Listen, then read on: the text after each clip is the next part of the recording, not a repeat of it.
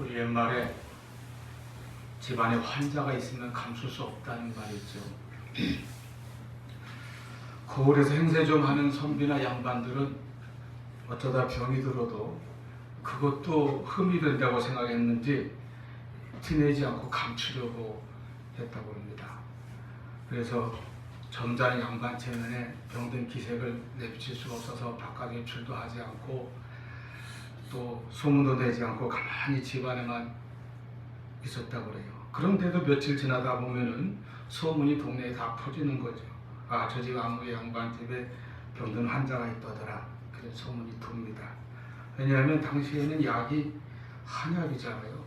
이 한약이라는 것은 달여야 됩니다. 탕기에 넣고 약한 불에 오래 달여야 약효가 좋다고 합니다.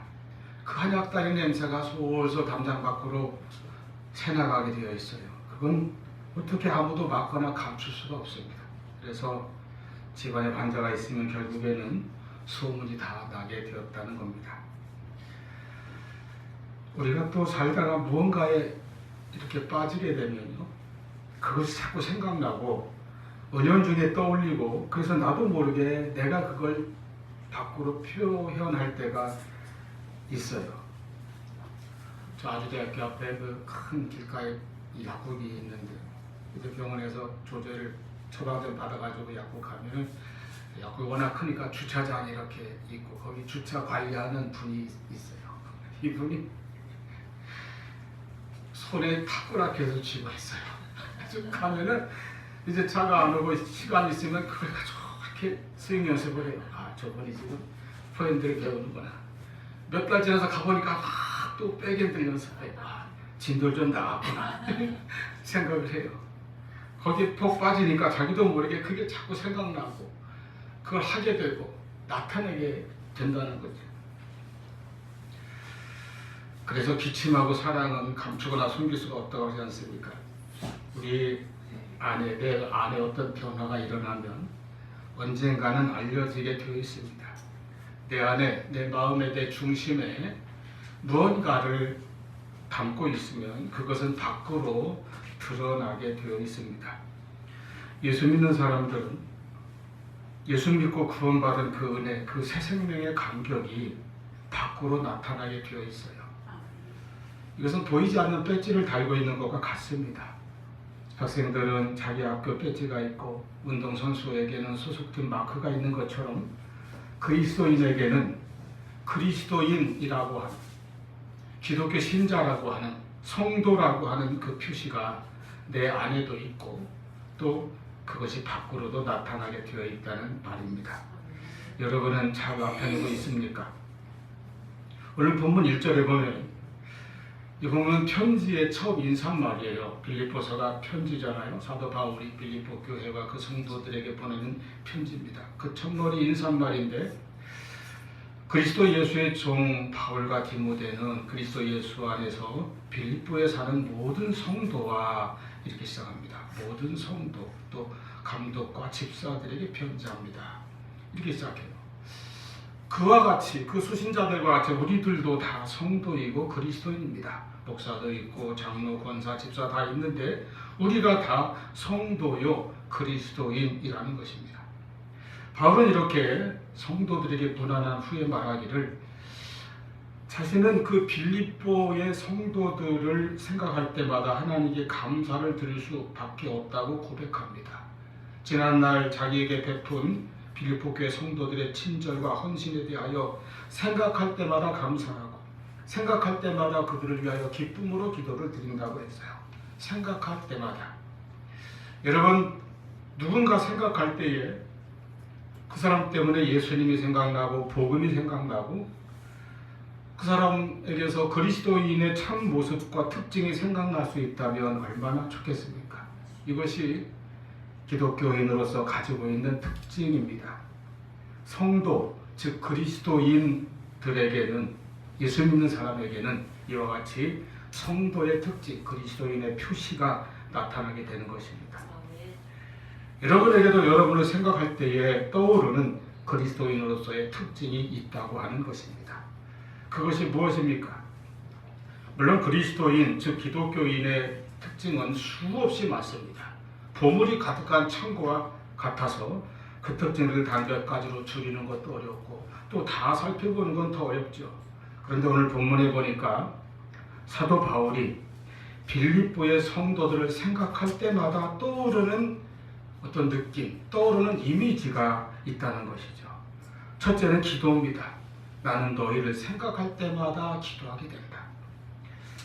여러분, 그리스도인, 기독교인 하면 기도하는 사람입니다. 예전에 시내버스에 보면 운전기사분들 앞에 이렇게 사무엘이 어린 사무엘이 기도하는 이렇게 그림이 달랑달랑 달려 있는 걸 종종 봤어요. 그게 기독교인의 모습이 아닐까 생각해 봅니다. 3절 4절 말씀 보면 내가 너희를 생각할 때마다 나의 하나님께 감사하며 간구할 때마다 너희의 무의를 위하여 항상 기쁨으로 간구함은, 바울은 내가 너희를 간구한다, 항상 간구한다 거듭 밝히고 있습니다.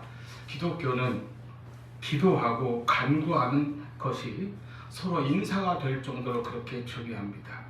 9절에서도 그래요. 내가 기도한다, 너희를 위하여 기도한다, 이렇게 말씀하고 있습니다. 이것이 안부요, 이것이 인사입니다. 너희 믿음의 성장을 위해서 기도한다고 했습니다. 기도는 진정 기독교인의 가장 중요한 특징인 것입니다. 제가 오래전에 부천에서죠, 새신자, 이제 교회 생전 처음 나오신 분이에요. 새신자 교육을 이제 1대1로 하고 있는데, 아마 첫 번째 시간일 거예요. 그래서 우리 기독교를 왜 기독교라고 할까요? 질문했죠. 원래 정답은 기독을 믿기 때문에, 예수 그리스도를 믿기에 기독교입니다. 예수를 구세주로, 기독이란 말은 그리스도의 한자말이거든요. 예수를 그리스도로 믿는, 구세주로 믿기 때문에 기독교다, 그런 뜻이죠. 근데 그 새신자분이 대답하기를 기독교요, 기도하는 종교라 그런 게 아닐까요? 이렇게 대답해요. 아, 그렇구나. 그래서 원래 그분은 기독교가 이제 기독교가 된 줄 알았던가 보죠. 물론 정답은 아니지만 그 말에도 기독교의 특징이 담겨 있다고 봅니다. 기독교는 정말 기도하는 교회예요. 살아계신 하나님께 기도하는 것입니다. 전능하신 하나님께 기도하는 것입니다. 우리를 사랑하신 하나님께 간구하는 것입니다. 어떤 사람이 그리스도인인가 물으면 하나님께 기도하는 사람이라고 대답할 수 있을 것입니다. 우리도 교회는 제일 먼저 그래서 기도하죠. 물론 일주일 만에 만나니까 성도 간에 반갑게 인사도 하고 해야 되겠지만은 하나님께 먼저 기도해야 되는 거예요. 그게 교회의 경건한 분위기와 전통이 되어 가야 합니다. 식사할 때도 기도합니다. 차 타고 어디 갈 때도 기도합니다. 늘 기도해요. 저는 스포츠의 꽃은 육상이라고 생각하는 사람입니다. 육상 잘 안 해주지만 비인기 종목이라고 해서 해주면 열심히 봐요. 오랫동안 200m 우리나라의 아주 최강자로 불림한 선수가 좀 부상도 있고 나이도 먹고 좀 슬럼프가 오래 해서 좀 한동안 안 보이다가 소속팀을 바꿔서 한번 나왔는데 재기전에서 멋있게 1등으로 골이 난 장면을 봤어요. 그것도 반가운데 이 선수가 딱 1등으로 골을 하자마자 하늘을 우러러보면서 눈을 감고 손을 모으고 기도하는 모습이 잠깐 지나갔어요. 카메라가 잠깐 비춥니다. 왜냐하면 2등, 3등 계속 들어오니까. 근데 그 짧은 순간에 참 뭉클하고 감동이 되더라고요. 저는 그런 장면이 나오면 막 사모님 불러다 같이 보고 막 그러죠. 역시 언제 어디서나 기독교인의 특징은 기도가 아닐까, 이렇게 생각이 됩니다. 기도는 내 신앙을 드러내기 위해서만 하는 것이 아닙니다. 누구에게 보이려고 하는 것이 아니죠. 그 순간 진심으로 감사해서 나도 모르게 기도가 나오는 것입니다. 그러므로 기도는 구원받아 하나님의 자녀가 된 그리스도인들에게 주어진 놀라운 은혜요 축복입니다. 그리스도인들이 누리는 특권이요 강력한 무기입니다. 무기라고 하면 사자에게는 날카로운 이빨이 있습니다. 호랑이에게는 강력한 앞발과 발톱이 무기가 되겠죠. 하지만 초식 동물들에게도 무기가 있습니다. 사슴은 뿔이 있고 얼룩말은 강한 뒷발질이 있고, 무슨 하다못해 톰슨가래 같은 건 빨리 달릴 수 있는 다리도 무기가 될 수 있겠죠. 그리스도인에게는 하나님의 전신갑주와 함께 바로 기도가 무기입니다. 우리는 이 강한 무기를 얼마나 잘 활용하고 있습니까? 나라를 잃은 포로 시절에 느헤미야가, 무너져버린 자기 조국의 참상을 듣고 울었습니다. 왕이 보고 왜 그렇게 너의 얼굴에 수심이 가득한가 물었어요. 그때 느헤미야 2장 4절에 보니까 느헤미야가 내가 곧 하늘의 하나님께 묵도하고 그리고 왕에게 아뢰기를 시작하였다. 그 중요한 순간에 먼저 하나님께 잠깐이라도 또는 속으로라도 기도하고 그리고 대화를 시작했어요. 그랬더니 왕으로부터 그는 무너진 예루살렘을 재건하라는 허락을 받습니다. 뿐입니까? 그 공사에 필요한 물질적이고 행정적인 지원까지도 받게 되었던 것입니다. 에스더 시대에 오만하고 잔인한 하만 때문에 이스라엘 민족이 몰살당한 위기에 빠졌습니다. 에스더는 자기 동족의 구원을 위하여 왕에게 고하고자 목숨을 걸고 말 그대로 목숨을 걸고 나아가게 되었는데 어떻게 했습니까? 먼저 동족들에게 3일간의 금식 기도를 부탁합니다. 그리고 자기도 금식하며 기도한 후에 왕 앞에 나갔을 때에 큰 응답을 받아서 자기 동족을 구할 수가 있었습니다. 사도행전 12장에 초대교회에 헤롯의 핍박이 닥쳐왔습니다. 야고보가 순교했고 그리고 그걸 유대인들이 좋아하는 걸 보고 헤롯이 또 유대인들에게 더 잘 보이고자 베드로를 잡아오게 가두었습니다. 그리고 이제 베드로는 사형 날짜만 기다리고 있었어요. 그때에 교회와 성도들은 무엇을 했습니까? 사도행전 12장 5절 이에 베드로는 옥에 갇혔고 교회는 그를 위하여 간절히 하나님께 기도하더라. 아무 힘이 없고 권력이 없고 연약한 성도들인데 모여서 하나님 앞에 기도했습니다. 이제 절대 권력자 헤롯이 사형을 집행하려고 하는 전날 밤입니다. 베드로가 두 군인 사이에서 쇠사슬에 묶여 있었어요. 얼마나 철두철미하게 밀착해서 감시하는지 아예 잠도 이 군인이 지키는 군인들이 양쪽에서 같이 결박한 채 자고 있었다는 거예요. 그런데 호련히 주의 사자가 나타나서 베드로의 옆구리를 쳐서 깨우는 것입니다. 일어나니까 쇠사슬이 벗어집니다. 띠를 띠고 신을 신고 깊은 감옥에서 나오는데 두 군인 사이를 빠져나왔습니다. 첫째 초소를 지나고 둘째 초소를 지나오는데 쇠문이 열리고 아무도 그를 알아보지 못해요. 그래서 밖으로 나오니까 이제 천사가 사라졌습니다. 당시 교회로 사용하던 그 장소는 우리가 잘 아는 바로 오순절날 성령이 강림한 마가의 다락방이 있는 그 마가의 집, 정확히 말하면 마가의 어머니 마리아의 집이에요. 그 집에 갔습니다. 그곳으로 가니까 12장 12절 여러 사람이 거기에 모여 기도하고 있더라. 여러분, 기도가 성도의 무기입니다. 기도가 성도의 능력입니다. 복음 전도의 능력도 기도에서 나오는 것입니다. 에베소서 6장 18절 19절에 모든 기도와 간구를 하되 항상 성령 안에서 기도하고 이를 위하여 깨어 구하기를 항상 힘쓰며 여러 성도를 위하여 구하라. 또 나를 위하여 구할 것은 내게 말씀을 주사 나로 입을 열어 복음의 비밀을 담대히 알리게 하옵소서 할 것이니 이와 같이 바울은 자기를 위하여 특히 자기의 복음 전도 사역을 위해서 기도해 달라고 늘 부탁합니다. 왜 그렇습니까? 기도가 능력이기 때문입니다. 로마서 15장 30절에 로마의 기독교인들에게 부탁합니다. 고린도후서 1장 11절 보면 고린도 성도들에게도 우리를 위하여 기도함으로 도우라 이렇게 부탁합니다. 데살로니가전서 5장 25절이나 데살로니가 후서 3장 1절에 보면은 데살로니가 교회 성도들에게 기도해 줄 것을 부탁하는데 주의 말씀이 퍼져나갈 수 있도록 기도해 달라고 부탁하고 있습니다.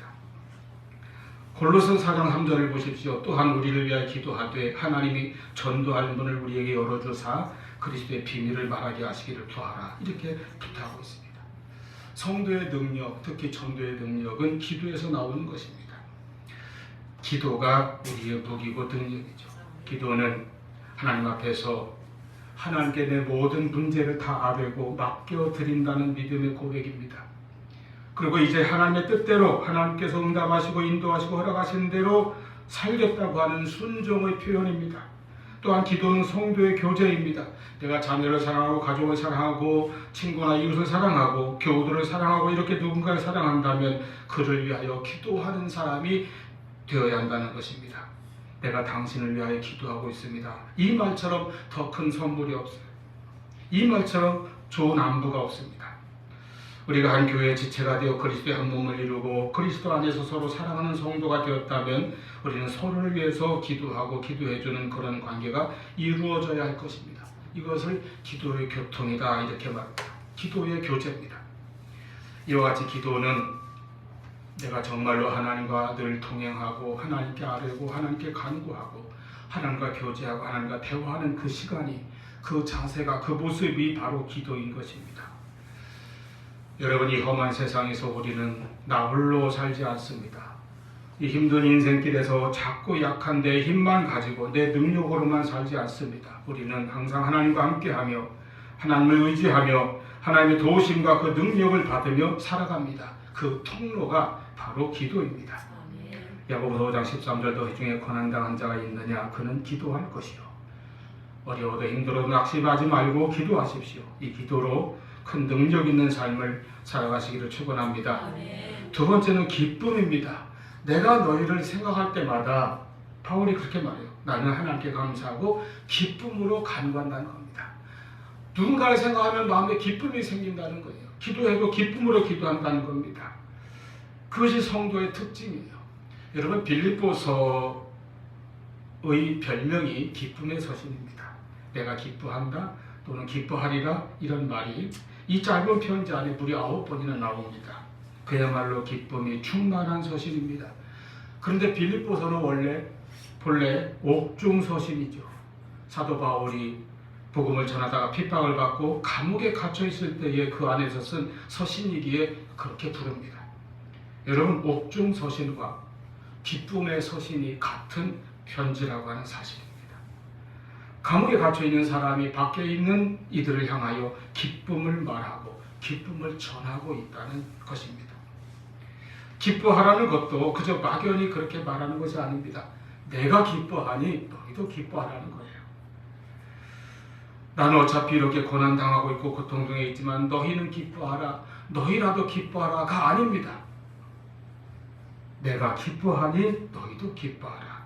진실로 바울 자신의 내면에 기쁨이 충만했던 것입니다. 그래서 그 기쁨을 전해주고 가르쳐주고 나누어주고 싶은 마음이 충만했다는 것입니다. 특히 내가 너희를 생각하고 너희를 위해 기도할 때마다 기쁨으로 기도한다는 거예요. 빌립보 성도들이 기쁨의 대상이었습니다. 생각만 해도 기쁘고 그들을 위해 기도할 때에도 무슨 한 맺힌 기도가 아니라 기쁨으로 기도하게 되는 그런 그리스도인들이었다는 것입니다. 이것이 그리스도인입니다. 내가 너희를 생각할 때마다 기쁨이 내 속에서 솟아오른다, 그런 얘기죠. 그래서 기독교인 하면 떠오르는 특징은 기쁨입니다. 그리고 그렇기 때문에 또 감사입니다. 예수 믿는 사람들은 늘 이와 같은 기쁨과 감사가 있습니다. 뭐가 그렇게 감사한지 그냥 입만 열면 이것도 감사, 저것도 감사해요. 이전에는 당연한 줄 알았는데 은혜를 받고 보니 그것도 하나님의 역사요, 하나님의 축복이었음을 깨닫게 되고 믿게 되고 그래서 감사하게 되는 것입니다. 모든 것이 감사해요. 어려울 때는 기도하는 것이 신앙입니다. 좋은 일이 있을 때는 찬송과 감사를 하나님께 드리는 것도 귀한 신앙인 것입니다. 그래서 기도와 마찬가지로 내가 항상 기뻐할 수 있는 것이 큰 믿음의 증거입니다. 모름지기 기독교인은 기뻐해야 합니다. 그리고 감사해야 합니다. 여러분, 감사의 습관을 가지시기를 바랍니다. 작년에 쓰던 감사일기가 아직 남아있으면 계속 쓰세요. 아예 습관적으로 매일매일 쓰세요. 다른 공책이라도 갖다 놓고 늘 습관이 될 수 있도록 쓰시길 바랍니다. 그리스도의 기쁨은 세속적인 것이 아니라 신령한 것입니다. 물질적인 것이 아니라 영적인 것입니다. 내 소유에게 성취로 얻어진 기쁨이 아니라 내 존재의 변화로 인한 기쁨입니다. 예수를 잘 믿는다는 것은, 신앙이 좋다고 하는 것은 내가 무엇을 기뻐하느냐, 내가 얼마나 예수로 인하여 기뻐하느냐 하는 것으로 알 수 있습니다. 무엇 가지고 기뻐하고 무엇 가지고 감사하느냐 하는 것이 그의 신앙의 모습을 보여주는 것이죠. 인간은 연약해서 습관적으로 불평과 불만이 나오고 습관적으로 남 탓하는 버릇이 나오고 원망하는 버릇이 나오는 것이 인간일 수 있습니다. 그러나 그리스도인은 어떤 삶 속에서도 기뻐할 수 있고 감사할 줄 알고 이것으로 육신의 생각을 이길 수 있는 그런 사람이 성도입니다. 내가 너희를 생각할 때마다 기쁨으로 기도한다, 그리고 감사한다. 얼마나 아름다운 고백입니까? 누군가를 생각할 때 무슨 원망한다든지 또 생각할 때에 분하고 미워하는 것이 아니라 생각할 때마다 기뻐하게 되고 감사하게 되는, 그리고 그런 마음으로 기도하게 되는 그런 놀라운 은혜가 우리 가운데 있기를 바랍니다.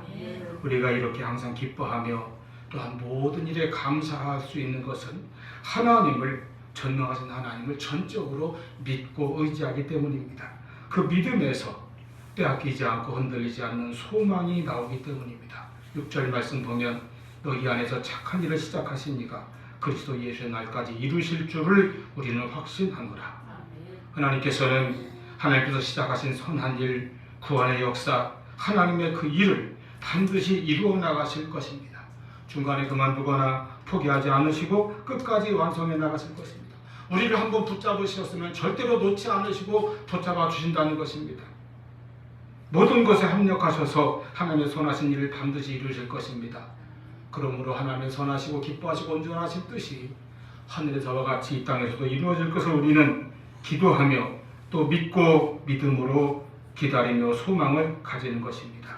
이 믿음과 소망이 있기에 오늘의 현실이 어떠하든 우리는 기쁨과 감사를 잃지 않고 빼앗기지 않고 믿음으로 승리하는 우리가 될 수 있기를 바랍니다. 세 번째는 전도입니다.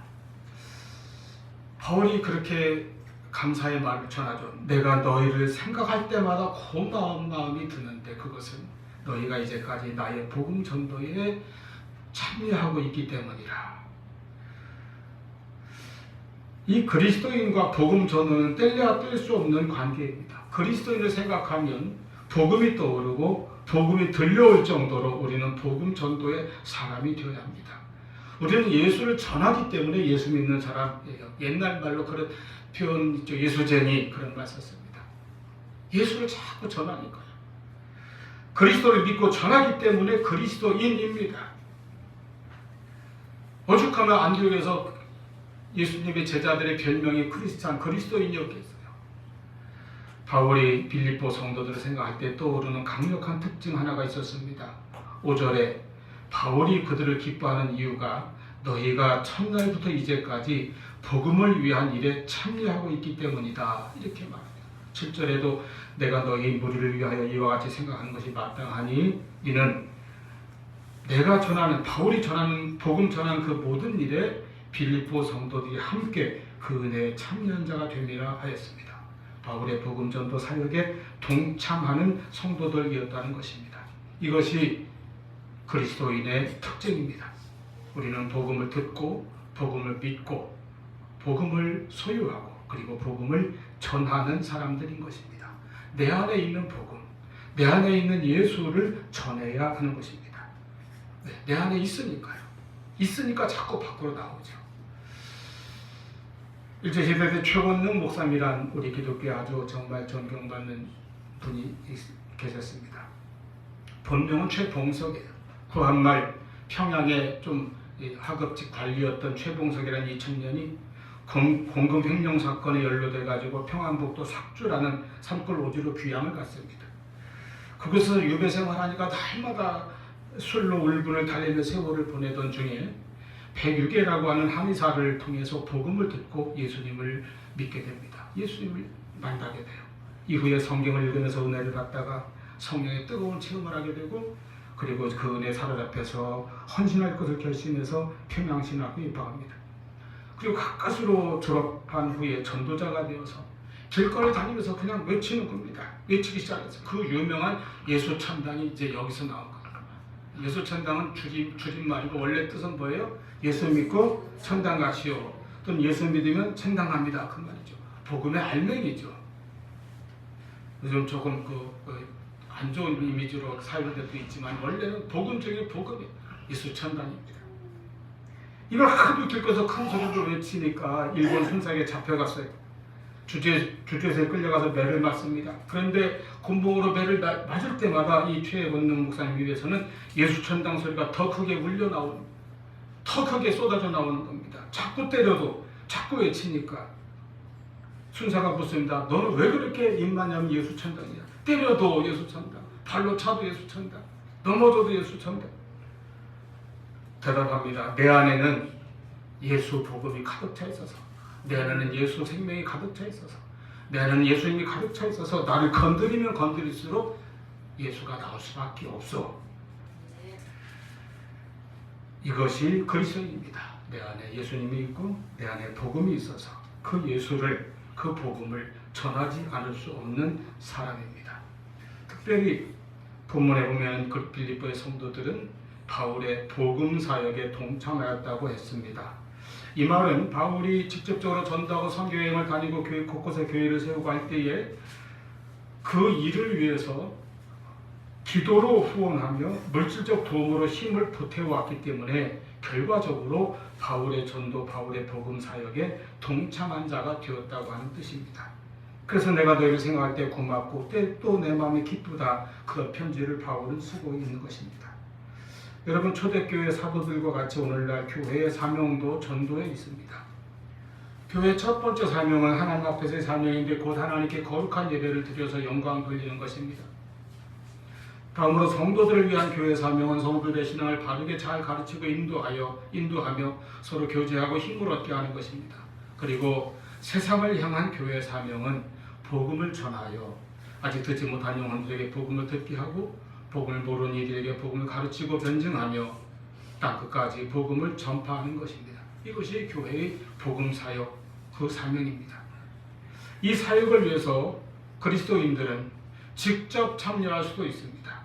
내가 직접 복음을 전하는 전도자가 되어야 하는 것이죠. 그리고 또는 이 일을 위해서 또는 이 일을 수행하는 일꾼들을 위해서 기도할 수 있습니다. 아까 살펴본 사도 바울의 편지에 있는 것처럼 모든 교회들에게 이 기도를 부탁하지 않습니까? 그와 같이 우리들도 전도 사역을 위해서 기도하는 사명이 우리에게 있다는 것이죠. 교회를 위해서, 전도와 선교를 위해서, 또 주의 종들을 위해서 기도하는 것이 복음 사역에 동참하는 길입니다. 그리고 헌금을 통하여 물질로 후원하고 참여할 수도 있는 것입니다. 그러므로 모든 그리스도인들은 이 중에 하나 이상은 실천해야 합니다. 직접 복음을 전하는 일이나, 또는 이 복음 사역을 위해서 기도하는 일이나, 또는 물질로 후원하는 일이나 무엇 하나 이상은 해야 하는 것입니다. 그것이 복음 사역에 동참하는 방법입니다. 어떻게 해서든지 이 사역에 참여해야 합니다. 오늘 나 됨은 오직 주님의 은혜임을 잊지 않고 선한 일 이루어 나가시는 하나님의 능력을 믿으며 복음 전파의 사역에 직접 참여하거나 또는 기도와 물질로 동참하시기를 바랍니다. 사도 바울이 빌립보의 성도들, 그리스도인들을 생각할 때에 기도와 기쁨과 복음을 생각할 때마다 떠올릴 수 있었던 것처럼 하나님 앞에서나 사람들 앞에서나 우리에게서도, 나에게서도 기도가, 기쁨이, 복음이 묻어나는 그런 삶을 살아가는 우리 모두가 될 수 있기를 축원합니다. 기도하시겠습니다.